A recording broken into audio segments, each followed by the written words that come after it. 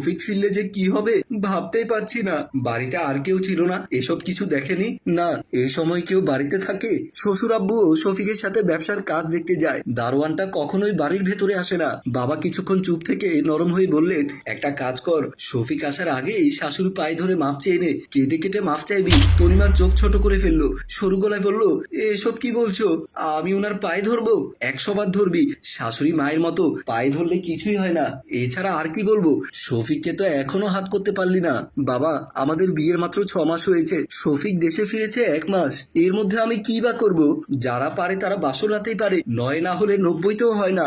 বাবা, এখন আমি কি করব বুঝতে পারছি না। তুই গিয়ে মাফ চেয়ে আয়। আর শোন, কি বলে আমাকে মোবাইলে জানাবি। আমি চলে যাচ্ছি। এই কথা বলে বাবা আস্তে করে চলে গেল। আব্বাকে বিদায় দিয়ে আমি বারান্দায় এসে ভ্রু কুঁচকে ফেললাম, লম্বা শ্বাস ফেললাম। বাবার আদেশ ব্যবহার তার কাছে ভালো লাগছে না। এই বাড়িতে আসার প্রথম কয়েকদিন শাশুড়ির সাথে আমার বেশ